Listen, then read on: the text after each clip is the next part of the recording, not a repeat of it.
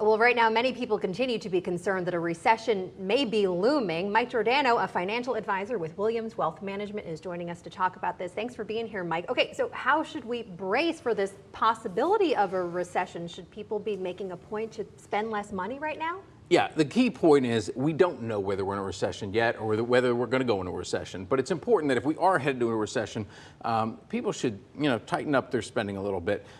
Take a look at your credit card statements, your bank statements. Look at all of your expenses, and all of us do a little mindless spending. All of us, myself included. So take a look at that stuff, and the stuff that you really use, continue spending on that. The stuff that you don't, those subscriptions, get rid of those types of things. The things that are going to really impact your life, those are the things you can continue spending on. All right, Mike, what about our debt? Talking about those credit card statements, should we be aggressively working to pay off that debt? Debt is a fascinating thing. It has a financial component to it, and it definitely has a psychological component. So if you're taking a look at your debt, credit card debt, for example, it doesn't matter whether we're in good markets, bad times, good times. You don't want to have credit card debt. That stuff is very high interest. When it comes to your mortgage, most people have either just bought a home, have a low interest rate, or they just refinanced. If you get that low interest rate, 2, 3, 4%, just keep paying off your normal schedule. The key is any of that variable type credit, home equity lines of credit. Those things are going to keep floating up as the Fed keeps raising rates.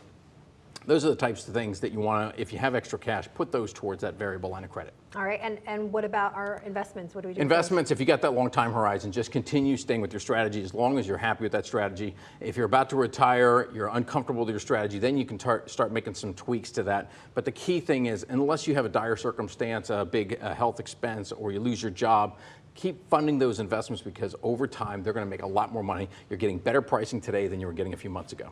Okay. I also want to ask you about the Consumer Confidence Survey. We reported on this yesterday that it was announced that it hit the lowest level in more than a year for the month of June. Consumer Confidence Survey. So what does that mean, and what are the takeaways? So there's a bunch of different surveys on consumer confidence. All of them are showing the same thing. People are saying, my situation right now I feel okay about, but the overall economy I feel is lousy and it's going to get worse. This is a recurring theme that's happening. And so basically what people are saying is, I've got a job, I feel okay, but I don't feel like the future is going to be any better. And so that's going to tighten people's spending down a little bit. That's exactly what the Federal Reserve wants. They want people to stop spending some money temporarily so that we can get supply and demand in balance, and then we can move forward.